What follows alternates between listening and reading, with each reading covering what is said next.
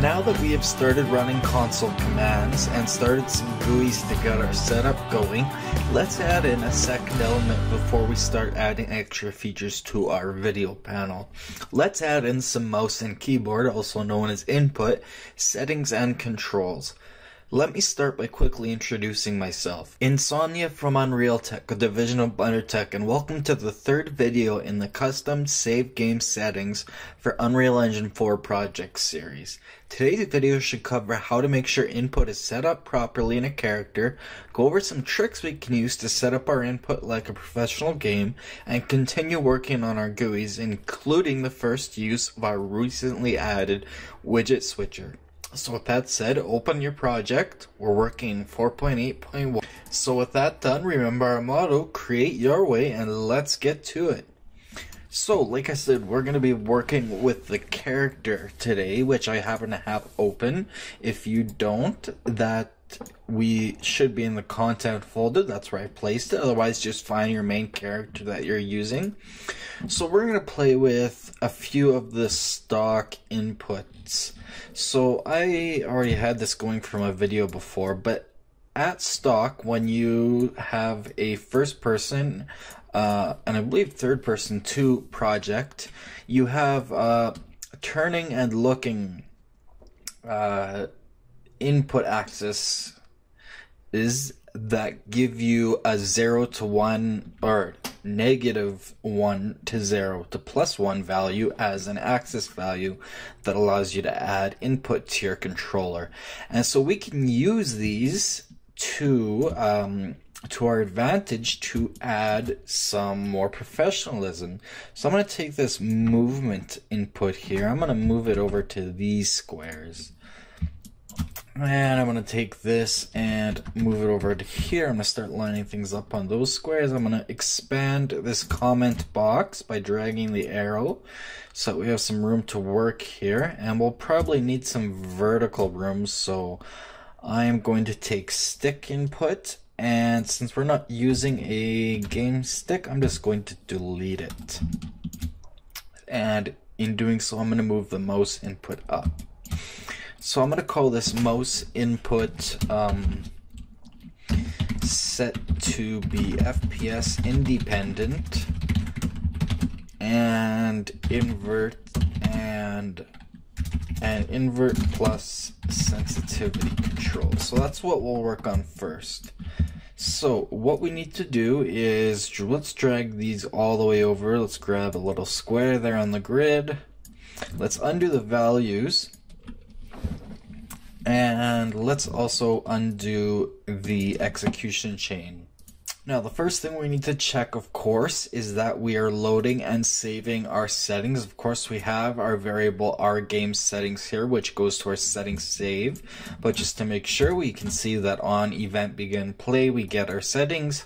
It takes in our game instance, which uses the get game instance function, which we promote to a variable. And like I said, this is something to get in a habit of for any class you want to make any edits like this to.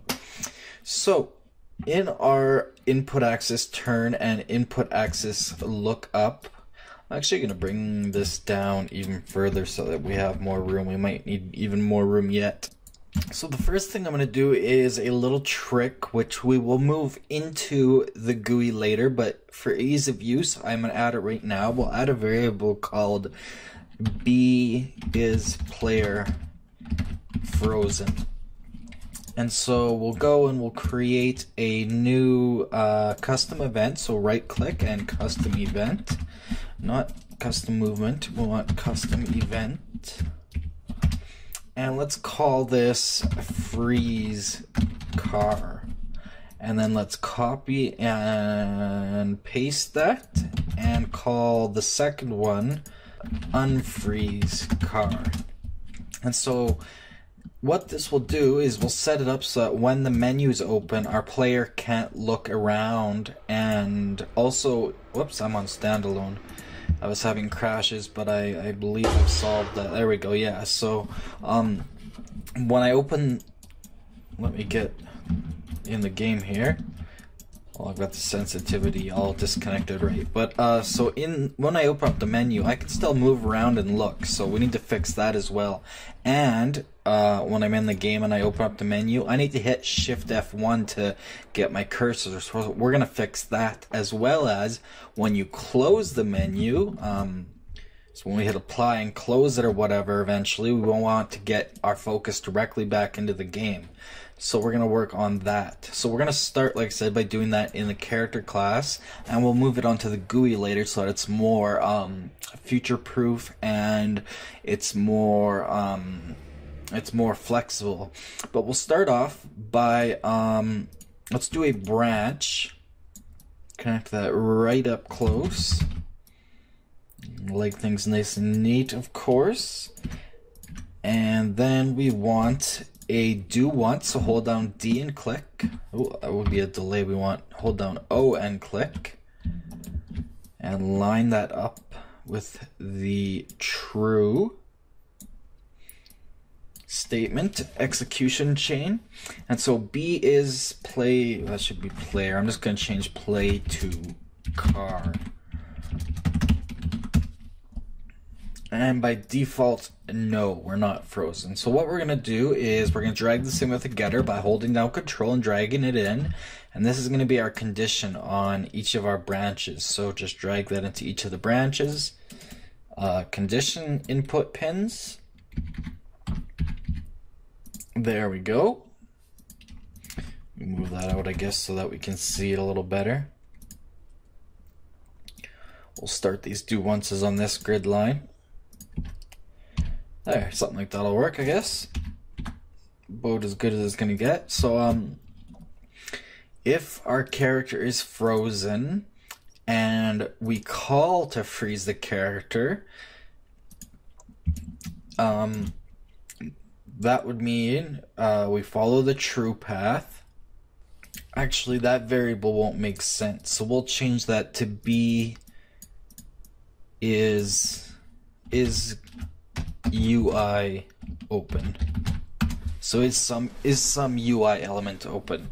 So if it is, then that means we want to freeze the character. And so if we want to freeze the character, we follow the true path. So after the do once, the first thing we want to do is click right in the middle here and get player controller. We're going to be doing all of this, or most of it, off the player controller. And so drag off of that, and we can type in ignore move, or sorry, no, we can type in set mouse over. So set B enable mouse over events. So when we freeze the player, we want to enable mouse over events. So that way we can click with the mouse. We want to set B show mouse cursor. So we want to show the mouse cursor. And set, is there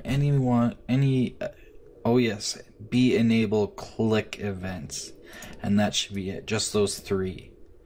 So we'll pile them in there nice and close,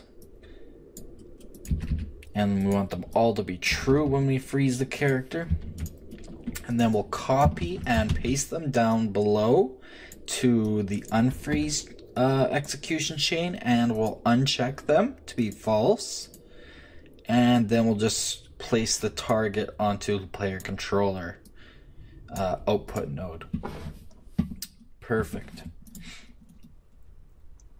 And we could clean it up if we want, something like if you were so inclined. So after that, we want to, I'm going to search through my palette window this time.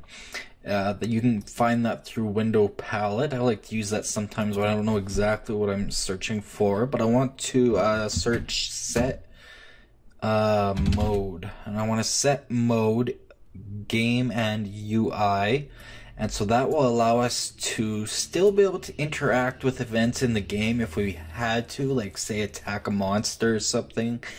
But it still brings us to the UI primarily. Or you could set it to just UI only, which means you can't interact with the game at all. That's your choice. So we want to connect that to freeze. The target is going to be another player controller, so I'm gonna do another double click for a rewrote node there. And the widget to focus will be, we'll have to drag that, since we didn't go to a variable, we'll have to drag that over to our settings main. A little bit ugly, but it'll work for now. And then on the unfreeze, we want to set input mode game only. And its target is the player controller. Perfect. I think that will work. And then we also need to ignore move. So set ignore move input when we're frozen. And when we're unfrozen, we want that to be false. So if true, move input is ignored, so we want that to be true and this one to be false. And we also want to ignore look. Set ignore look input, so that will allow us not to be able to look around with the controller, so we won't be able to yaw and pitch. So again, if we read it, true is ignored, so we want that to be true, and false on the bottom, and that should be it. Now the only thing is, these are going to fire once and set all those. So what we want to happen is, after all that happens, we want to go ahead and reset it for the next time we open the menu. So take the bottom execution chain, drag it all the way over, and take it to the top reset. So we're going from the bottom to the top, and at the same time we're doing it from the top to the bottom do onces. So we're resetting those do onces so that it can be executed again. So I'm gonna just select all this and hit C for comment, and I'm just gonna go freeze/unfreeze character for GUI events, and then focus to UI, followed by focusing directly back in the game. Alright, I'm just going to quickly reconnect these just to see if it worked. You obviously don't need to do that unless you want to test it, so I'm going to connect those. I'm going to save, compile, save. We need, oh yes, these need to be connected up there too, so we will create a rewrote node for that, and also for that, and for the last two, they need to be connected to the player controller reference as well. 4.8 has definitely made cleanliness a lot better. Alright, cool. Now we can compile and save. Alright, so now if we play, we can look and move, but when we open our menu, F9, obviously that's not working because I forgot that we need to call that event. So we could bind this to some sort of event dispatcher if we wanted, but it'll be easier just to call it from here. So when we create this, we want to drag off from add to viewport from our F9 input and freeze car. And then when we do the flip-flop, the B, we want to unfreeze. Alright, obviously I shouldn't have forgot that. Now we can compile, save, play, and as you can see I can look around, but when I hit F9, I can still look around, so that is not working. Nor is the fact that I can still move, and I am not having UI input. So I'm gonna see if that's because owning player should be get player controller possibly. Compile, play, F9, no, and that would be because we're not setting our is UI open. So we want to hold down Alt and drag B is UI open when we open it and set that to true. Now compile and save and play, so I can look around, hit F9, I can still look around, set that to false. Alright, I clearly have an issue here. Okay, looking over my previous project, what I'm doing wrong, we don't need this branch here. This can just go directly to the do once, and then we can move everything over, fit it into place on a square there. We'll just fit it in there nice and neat. And at the end of this, let's delete these execution chains. We want to, and I'll double check this time, we can go back to B is car frozen. On freeze car, so the top one, we want to hold down Alt and drag, whoops, not base turn rate. Hold down Alt and we want to set the character to frozen. And on the bottom, we want to set to not frozen.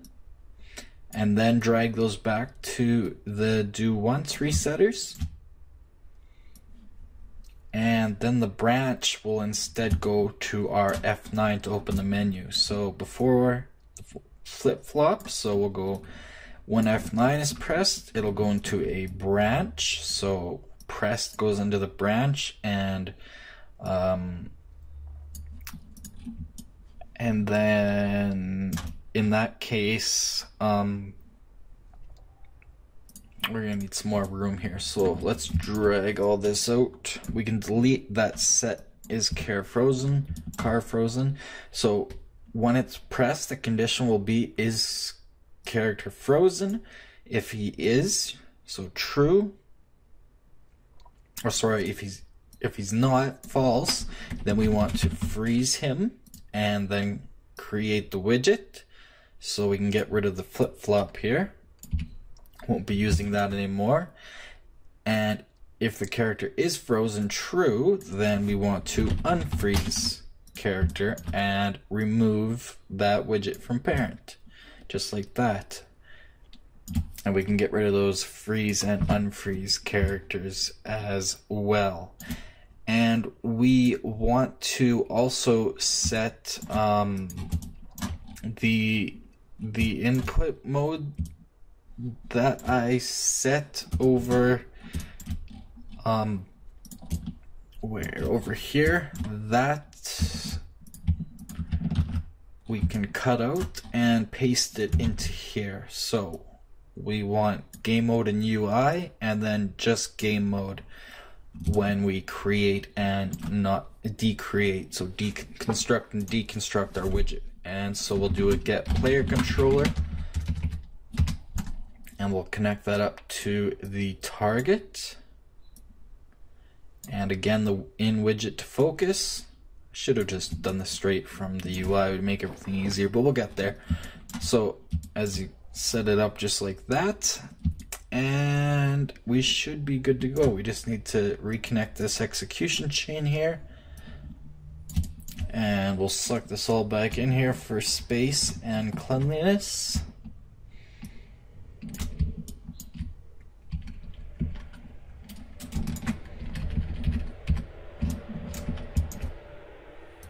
Now we can give it a try. So I'm gonna save, compile, save, play, so I can look around. F9, it freezes the character and brings up the mouse cursor. I can't move. I can't look. And then I don't have a way to close the window right now except F9. And then as you can see, it immediately gives me back my movement and everything.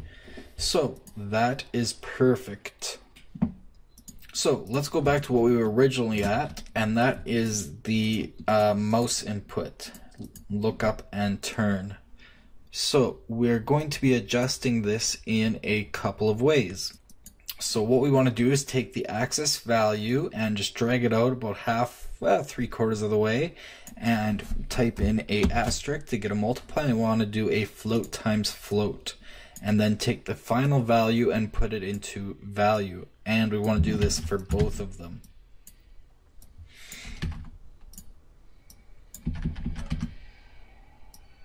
So we'll be multiplying a few things. So the very first thing we want to multiply by is a get game delta, come on, not most delta, get world, sorry, delta seconds. So we want to multiply each of them by that, and that will make it frame rate independent. So that way, it will make it slower if you don't multiply that, which we will be. As you can see, I can barely look around, but that's where our sensitivity will come in. But that means that your mouse input will stay exactly the same and nice and smooth, no matter if the frame rate is dropping or drops drastically. It'll always be exactly the same. So that's something that's a very good addition, even if you weren't doing this tutorial.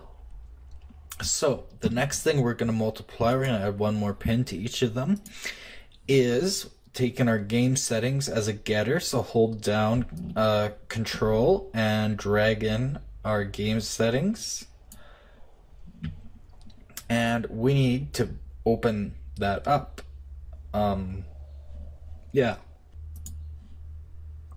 So that is our details here, our settings save. So if we go into our settings save, that's our save game class, where we set settings and save settings. We need to create a new variable, and we're going to call this mouse sense for sensitivity, horiz for horizontal, and we're going to make that a float.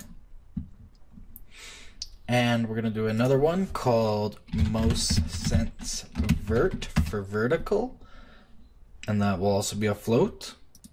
And we're going to create a boolean called b is look horiz inverted, and set that to boolean. You could even just go b is horiz invert or something. I don't like long like that, but anyway, b is look vert inverted. So two booleans will compile and save. So by default we don't want those to be inverted. However, for the sensitivity we need to give it a rough input value. Now it gives you a value of 1 at default, and stock frame rate you're running around somewhere around 0.1 seconds. So if you divide it by 1 by 10, or sorry, no, if you were getting about, say, 60 frames per second, so that'd be 1 second divided by 60, like I was over a couple decimal places. So by default you're at about 0.0016667, so we'll just go 67 seconds per frame. So we need to get back to around 1 for default. So if you took 1 divided by that, that gives us about 60. So we will set that to about 60. You can go 58 if you wanted perfect, but obviously your frame rate's going to change, hence why you want the user to be able to change that. So we'll set those as the default values. I'm going to save, compile, save.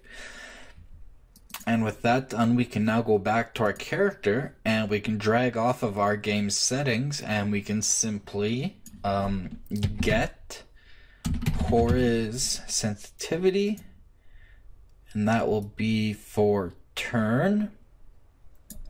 And we can get vert sense, vert sense.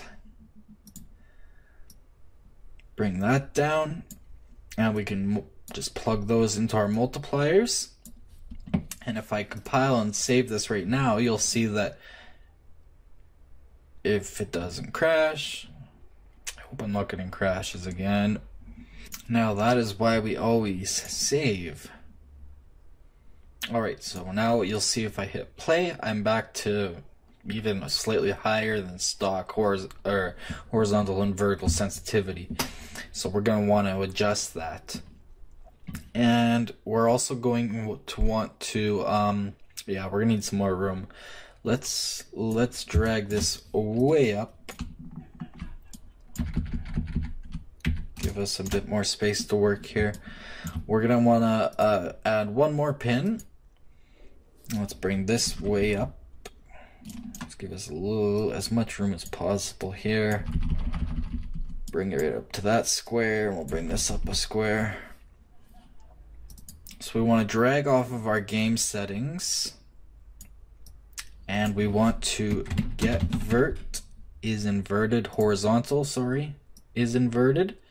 And we also want to go down and get, yes, vert, so look up, so get vert inverted, is it? And so that won't be going into a branch, instead this will be going into a select node and flow control node. So we'll take this boolean as our wildcard index, take another one. And so this allows us to do a very neat thing where if we take the return value and plug it into a float, that gives us a true and false float value. Let's drag this back so that we can actually see where this is going. Maybe bring that over. Bring all of this over actually.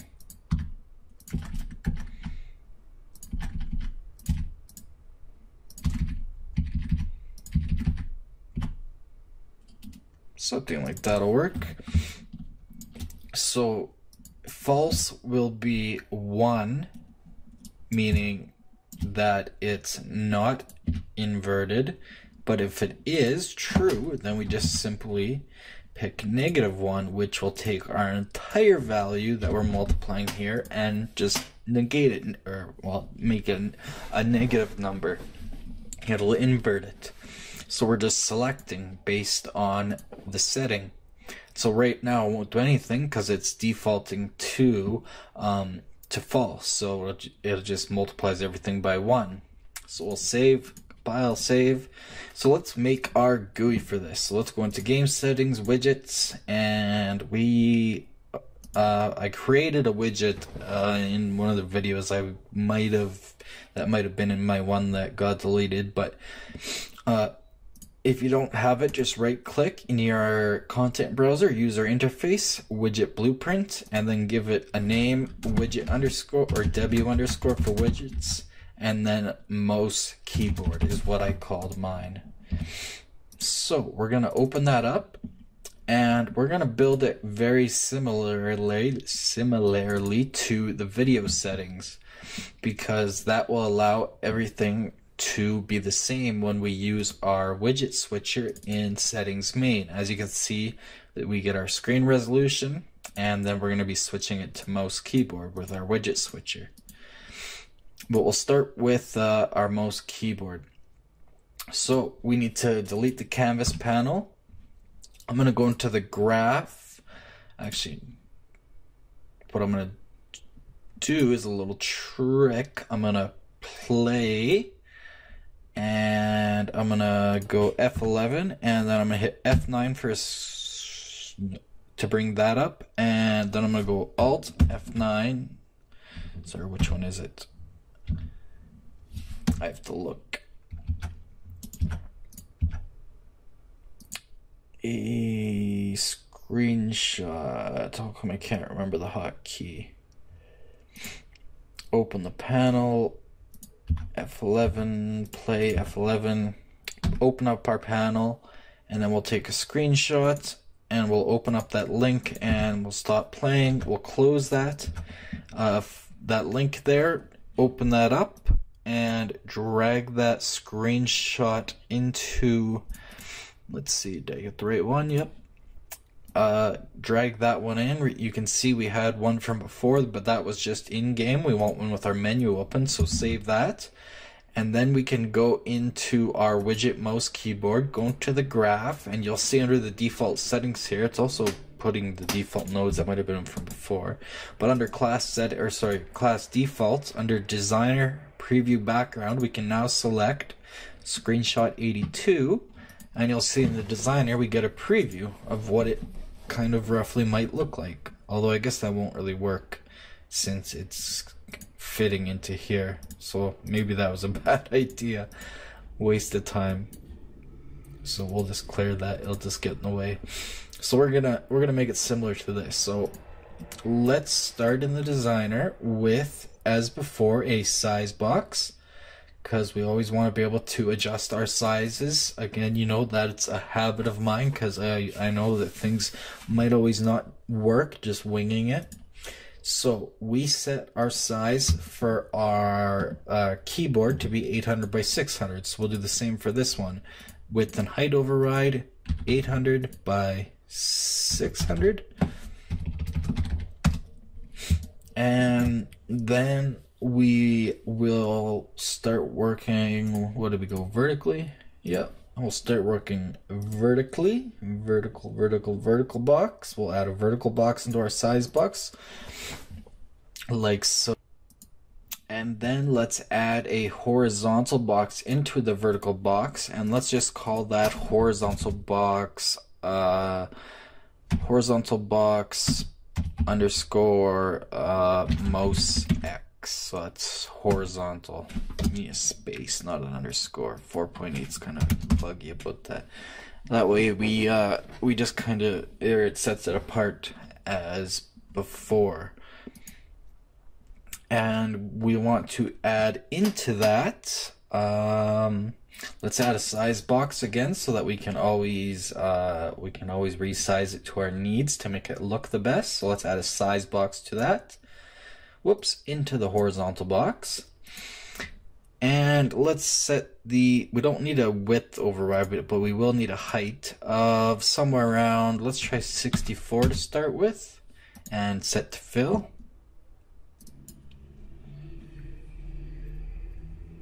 Alright, and then let's start by adding some text. So take a text block and put it in the size box.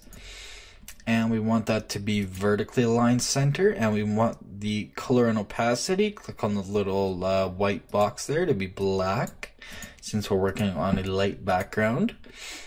And we can make this text a little bit bigger this time, maybe about 28, and let's call this mouse X, and then we'll put in brackets horizontal. Alright, so after that we will put a spacer in the size box, which, right, I forgot, can't accept original children. So we're going to take the text, right click, wrap with a horizontal box, and the size box should be able to go to auto now. So take our horizontal box, and it can be set to vertically aligned fill.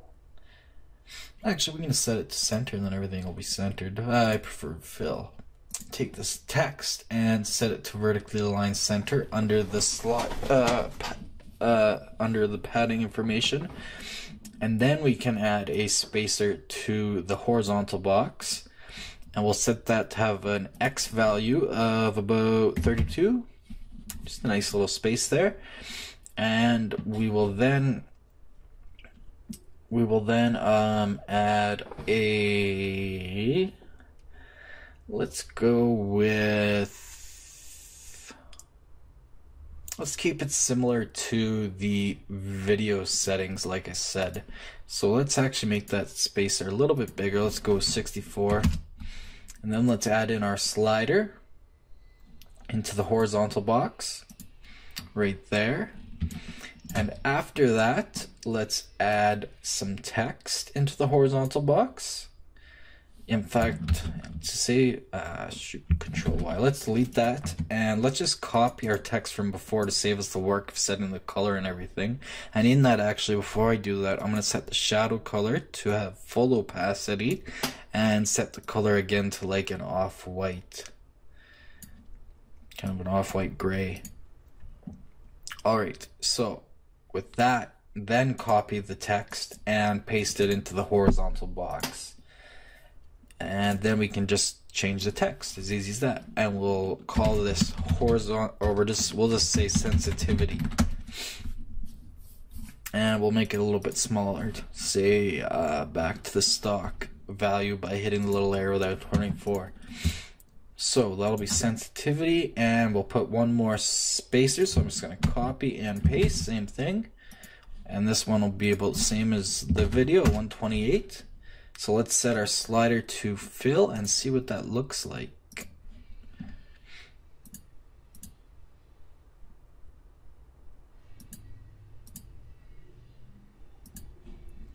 Size box does need to be set to fill, sorry.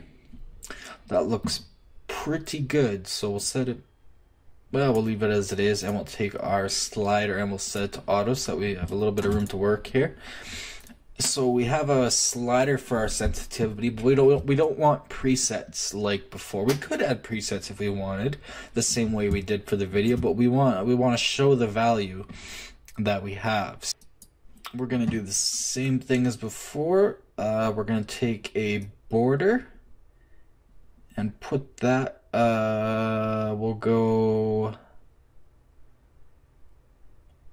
we will go right after the slider. Yes, I like that. And we'll put a spacer, copy and paste that and drag it right in between the, we need two of them, one before and one after the border. Let's do this easy with an overlay actually, and then take those spacers and turn them, I don't know, maybe 32, and then take the border and we want to set that to yeah, we're gonna need a second, so let's add a size box into the horizontal box, and let's use the arrows or the other way to bring it over there, and then let's put the border inside of the size box. And in the size box, let's give it a height override of 32 and set it. Now it's not liking me. Oh, the border needs to be, how come you aren't playing nicely? Interesting.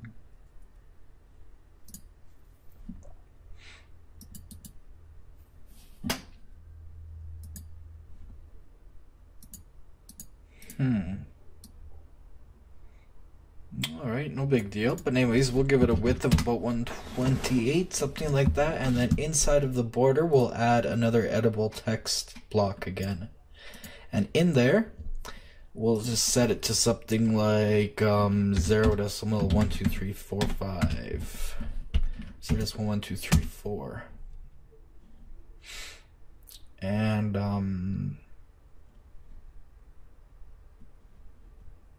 then just go and hit a random button and it will show up automatically. And so we want to center that, and we can make it a little bit bigger. We don't want 12, we want something maybe around like 18. And again, just hit a random button, it'll change if it doesn't automatically. As you can see, a little bit of a bug there. So you have about 20 somewhere in there.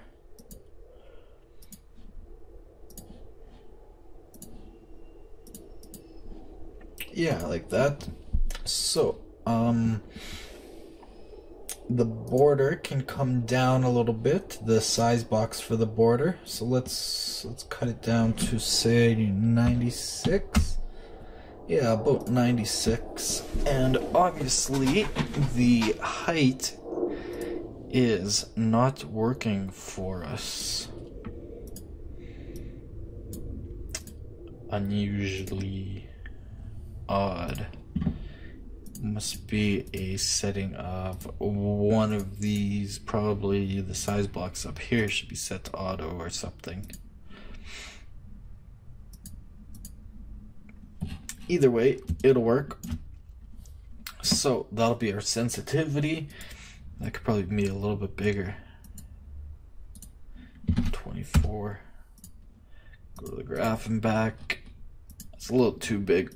Stick with 20. Around there. Alright, so that'll be our sensitivity. And then we'll take our slider, set it back to fill, and we need to hit our size box back to fill. So there, that'll allow us to change the sensitivity. And I don't know if we really need well, we can leave it like that. We can always change it later. So what we can do now is we can take actually, let's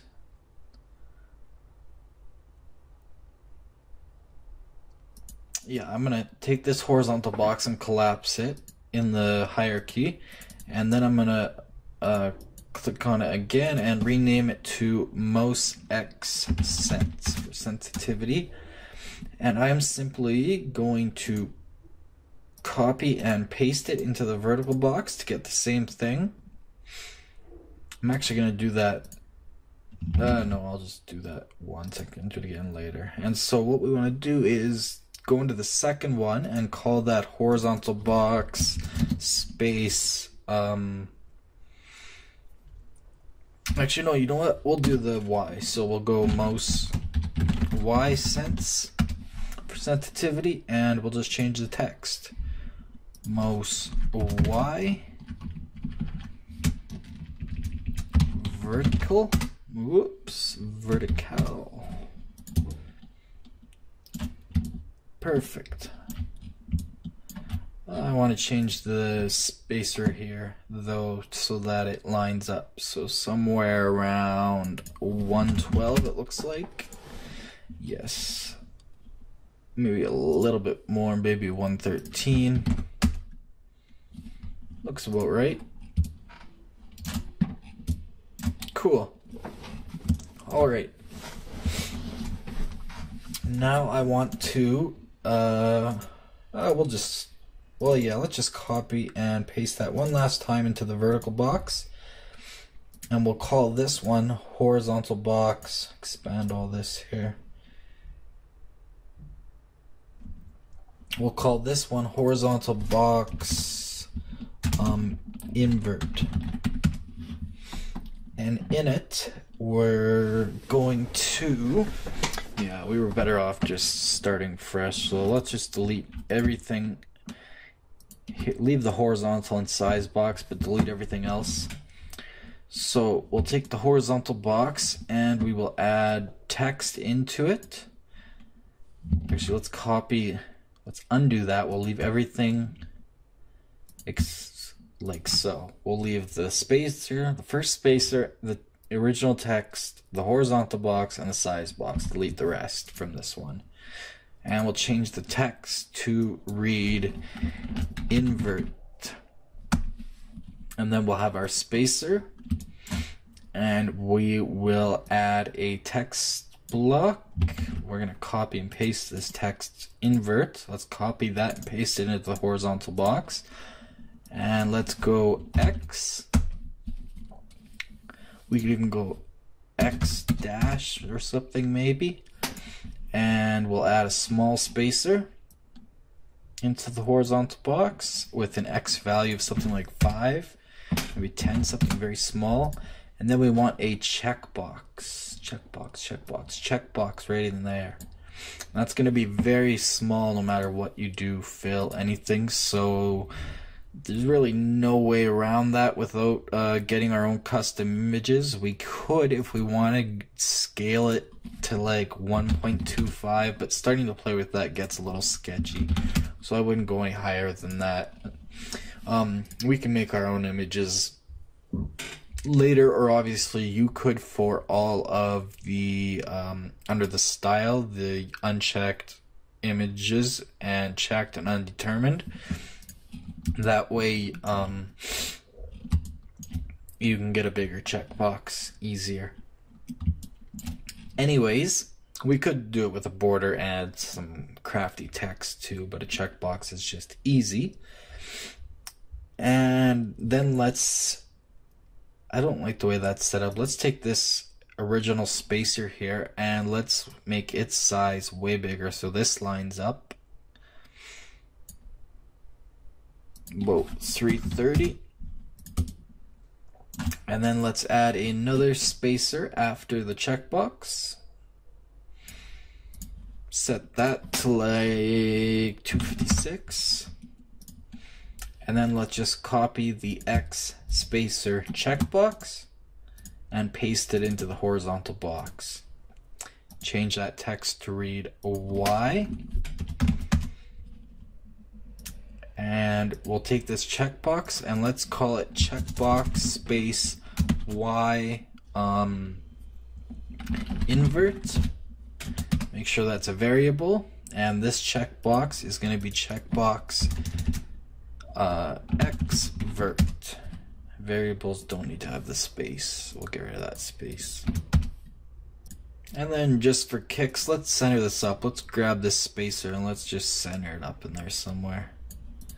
Something like that, I don't know. Rough value of 696 to keep it in that range. Alright, so something like that. It's rough, but we can always make it better later. So we need to, let's change the slider names too. This is slider X sensitivity.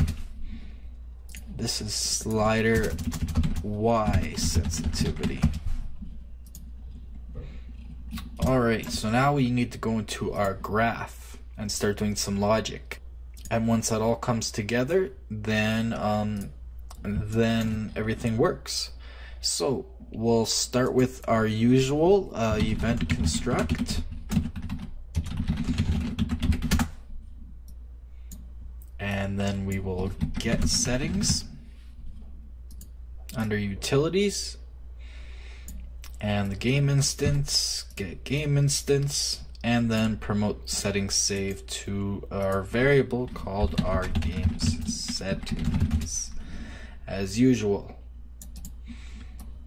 So get game settings to get set saved settings. Alright, perfect. Now we want to start with our sliders, I guess. Now remember that sliders work on a 0 to 1 value. See, if I type in 1, it goes all the way to the end. So you gotta remember that it works on a 0 to 1. So we'll need to be dividing by a large number.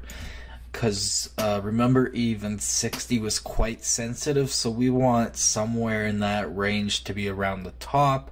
We obviously want no sensitivity, so something like 0.001 or something for the bottom value, and something like 75, 80, somewhere around there for the top value.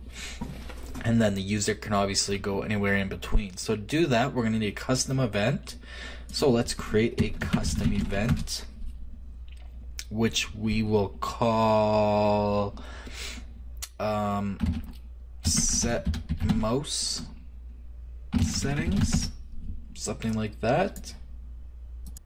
Actually, we don't need to do that yet because we aren't actually saving settings yet, but once we do, we're going to need to do that on every single one so that it takes what setting we have and it sets it automatically when we open the menu.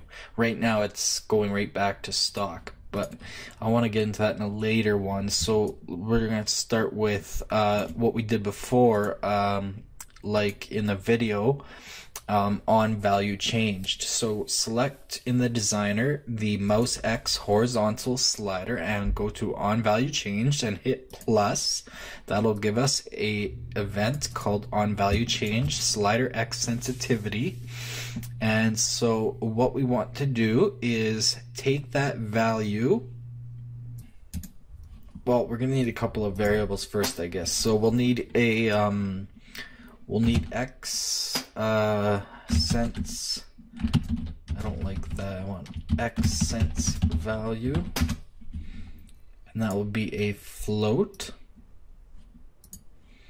And we'll want the same for a Y cents value, but we'll just work with X for now.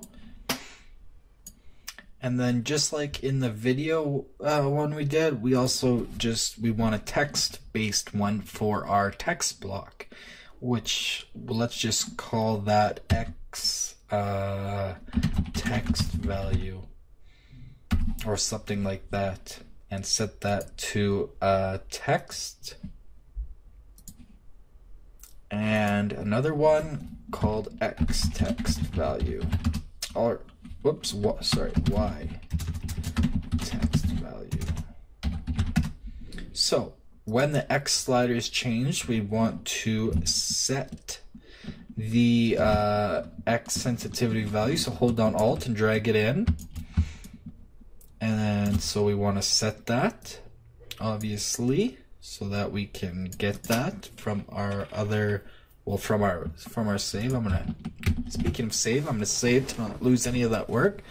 And what do we want to set it to? Well, we want to set it to a certain range of values, and to do that you want to clamp. You see clamp float returns a value clamped between A and B inclusive, so it includes those values. So our maximum, we said, would be somewhere around 80, you go 100 if you want, you go 120, whatever you think a good maximum would be. I'm going to stick with about 80, 75, somewhere in there. I thought 60 was pretty sensitive, although I have a really sensitive mouse, so maybe I'll go like 120 and see what that's like. And the minimum I want, yeah, like 0.01 or something, like very, very slight.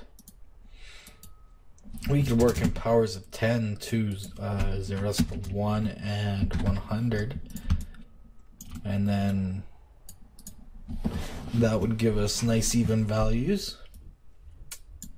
You know, 10, 100, etc. And then what we want to do is, remember that value needs to be back to between 0 and 1, so we need to divide it. So float divided by float.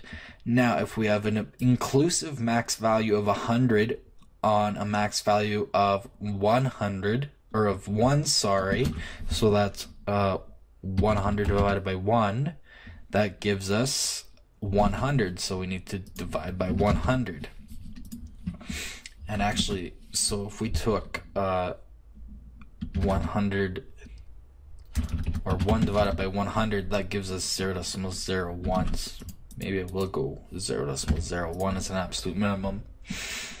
And then, so we want to set that as our sensitivity value. And then we want to take our game settings and drag it out with Control held down as a getter. And off of that getter, we then want to set X. Did we set that up yet? Yeah, set most sense horiz. So horizontal sensitivity. So this is for our, like value right from the slider. This is what actually gets saved. And so that value is going to be, let me drag this down.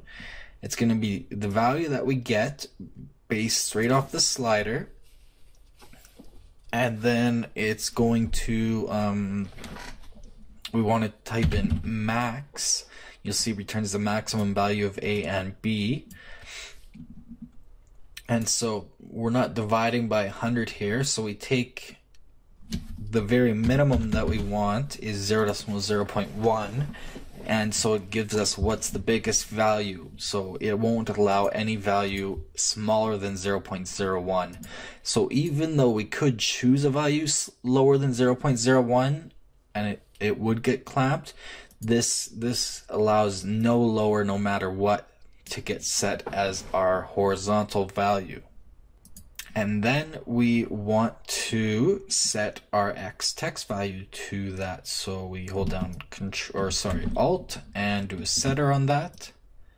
And we set that value simply right across, whoops, we'll give ourselves some room here. And that goes right across the board. And it'll give us a little converter here. So let's give us some room, bring that down. There we have it. And if we wanted, we could adjust how many fractional digits. I set 4 here, it'll just show 3. We could set 4 if we wanted. Default's 3, we'll just leave it to there. So I believe that will set that. So let's test it, because we're getting quite long here again. I'm trying to explain what I'm clicking on where more thoroughly. People have been commenting that a lot longer, but then some people say, I like that you go through stuff quicker, so definitely tell me what you guys prefer. But anyways, back in the designer, we can go ahead and select the text for the X value so that we can view it, and we can bind it. So set the text binding to, well, we need to compile that first, I believe. So I'm gonna compile, save everything, bind it to X text value, and the slider, it also gets bound to X cents value. So text and cents, perfect. Okay, so let's see if that works. Compile, save, Control S. It's going to our widget settings main. So our main settings menu, and now we, when we select our widget over here, it should show up. Let's make sure this is compiled and saved, and compile and save this, and it should show up. Perfect, I like that. Except our X and Y is off the screen, so let's bring that back.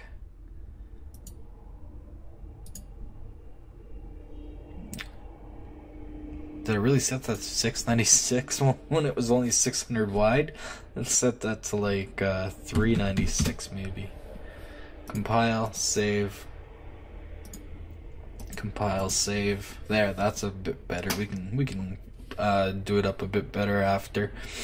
So the only problem is that we have a widget switcher, and by default it shows the video settings. So let's very quickly add a input button.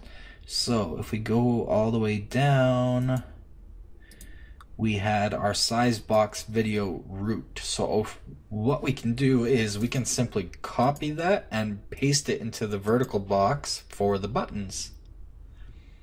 Paste. In fact, I thought I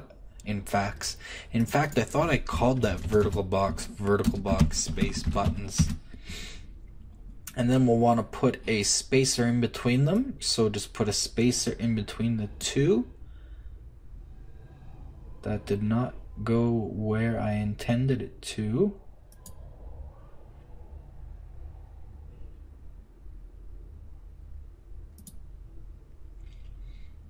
Video, right in between the two. Come on. There we go. So we'll set that to a Y value of about 5, maybe 7.5, somewhere in there. It'll depend on how many buttons we end up adding in the end. And we'll change that text to input. And we can change this size box video root. This size box will be size box space input root. Perfect. So we want to do an on clicked event now for this button. So select the input button and you'll see the on clicked in the events here. Click on that. And we need to give a button a name. So go back to the designer, select, or with the input button selected, let's call that button input. Let's select the video button too, and let's call that, we don't want button 49. Button 49, we want that button video. Go to our graph, when on clicked button input. Now I'm going to show you guys how to use a widget switcher. People think it's very hard. It is incredibly freaking easy. Hold down Control to do a getter on the widget switcher. Drag off of it and set index. Set active widget index. Now we only have 2. If we go to the designer, and 0 is video settings and 1 is mouse keyboard. I'm going to save. So it works just like an array, 0 and 1. So we will simply just set it to 1, which would be the mouse settings, and we can go back, we can grab the video and do the same on clicked event, and And we can just copy that. And we can set it to 0. So that it sets it to the video. And what we can also do is take that same copy, go to event construct and paste it up there. And we can set it to a default. So maybe like our game settings once we get there. So let's comment that and we'll call this default widget, aka we'll put in brackets tab to show. So by default it'll set it to video at the moment. Alright, so compile and save that. Now, well, we can test if that actually works. We'll see if it crashes here. Nope. So F9 to open it up. So we have our screen resolutions things. We have input. So we have mouse X horizontal. As you can see, it sets it between 0.01 and 1. Although the slider is not setting, I think I know the reason for that. Or as you can see, it's not going very far because I'm dividing by 100, so I need to fix that. So let's get out of there. Let's make this work though first. So let's go into game settings. Let's open up settings, save. So remember when we set settings, we set screen resolution as our first thing. Actually, again, since we're not actually, well, we are saving, but since we're not loading settings yet, as like we're not taking the settings we save and then loading them as defaults, we don't need this at all. We can just go straight into our character and plug them right in, I believe, and we already did plug them in. So let's see if that works on the X. So right now it's, you know, nice and smooth. F9, input, mouse X horizontal to 1. Apply isn't going to do anything, but then we'll close it. Now, as you can see, my input is extremely low, so that has something to do, and I seem to not be able to open my window again. I believe that has something to do with, come on, horizontal times that. If we go into our mouse keyboard settings, I think it's because I'm really, well, it's showing us a different value. It's technically a very small value.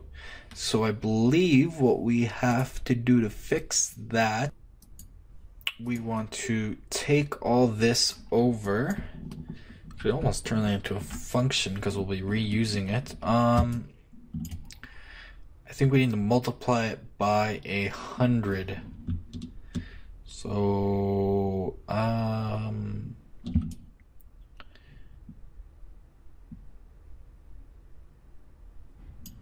let's see here.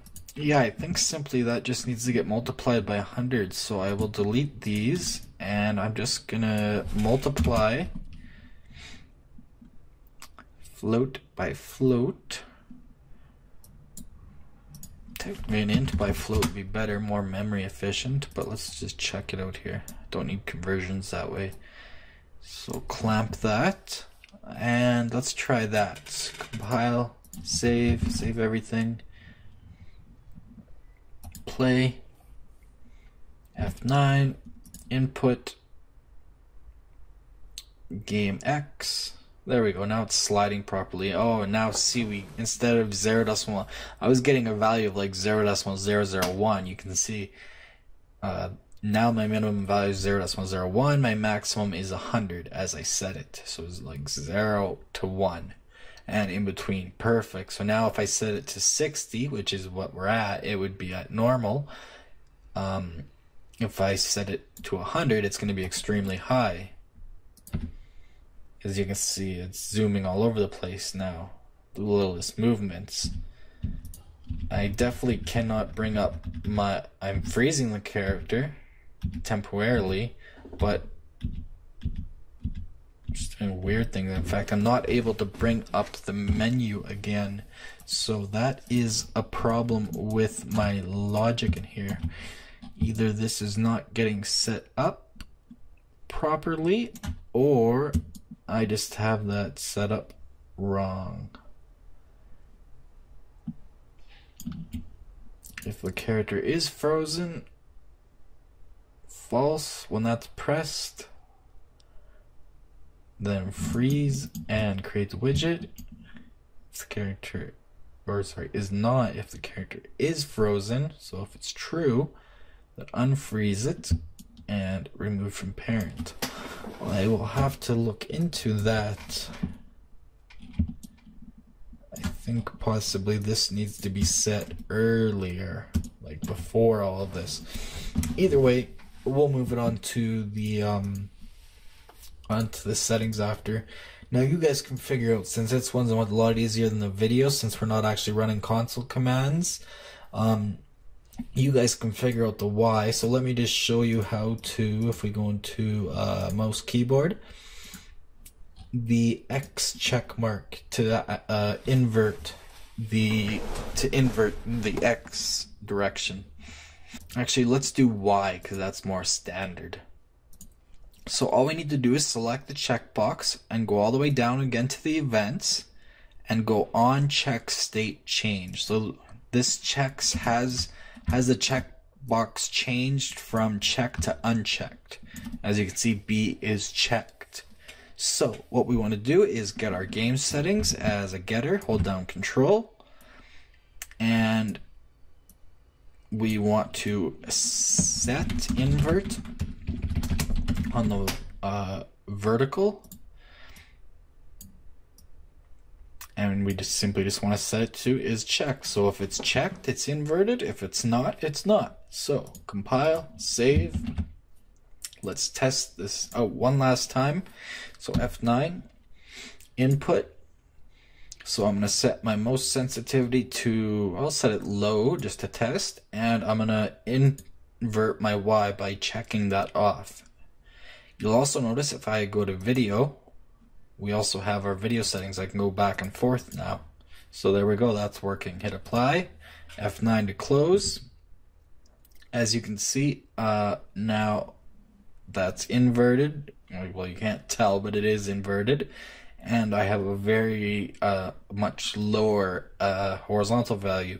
So I'm sure you guys can figure out how to basically just duplicate this for the X and Y for both of them. Just copy this for the Y, this for the X, and you're good to go.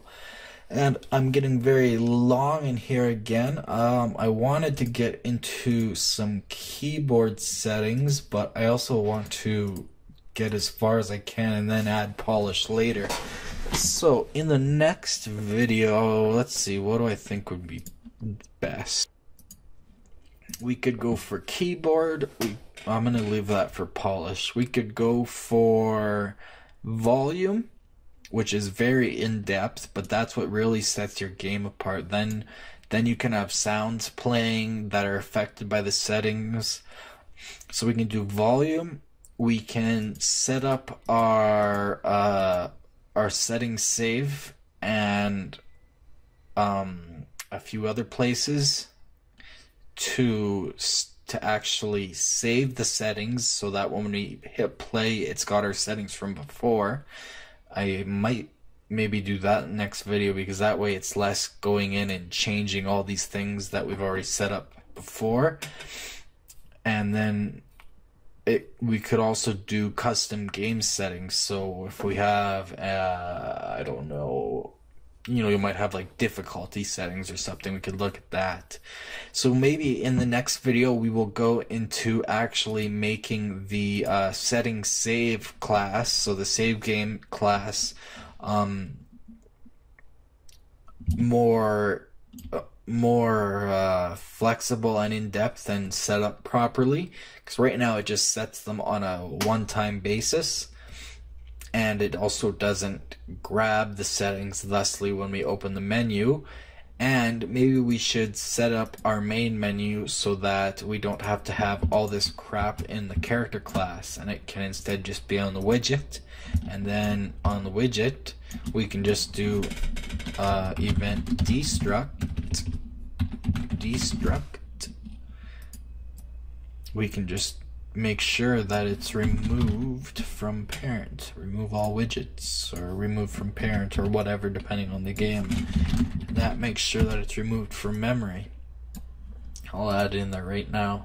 But yeah, so in the next video we will we'll improve the functionality of our main menu, and we will move all this, like I said, crap over to here in a much more elegant way, and we'll make our settings actually load. And one last thing I want to leave you guys off. Never mind, it doesn't show up yet, but it will once we actually save and load settings in the real way. Right now we're just setting them on a one-time basis, like I said. So yeah, we'll get to that in the next video. I'm getting way too long here. Like I said, tell me guys if you prefer for me to rush through things and get stuff done where I'm just, you know, grabbing things in and, you know, setting things quickly, and then, you know, coming and multiplying in quickly stuff. You know what I mean? Like, tell me if you prefer that, just quick bing bang boom, and you can do it at your own pace, downloading it or pausing or whatever. Or if you prefer how I've been going, showing where I'm clicking, what stuff does, etc., how stuff works. Let me know what you prefer, because this is definitely very slow. So anyways, that is it for this episode. Like I said, next time we will make our settings main menu more elegant so that we can check if it's open or not, and get rid of all this logic to increase performance, and so that it's more flexible, so that we can you can migrate this out to any project. If you're following along on the first person template, you can migrate it out to any future project. And we will also we'll get our settings save finished so that it's actually loading, instead of just saving once and setting and then forgetting about all of it. And I will show you where it gets saved once we do that, and then maybe we will get some keyboard stuff in there. And then we will add in audio, probably, which will be one of the most lengthy. After that, we're going to do custom game settings, and then we're going to go in and add polish. We're going to add screen mode, anti-aliasing, texture quality, all of these settings in here that you would see in games like Ark, Survival Evolved or whatever. They're all set using console commands, so these can all be changed exactly as you see in the editor. They can be changed in game the same way and even further.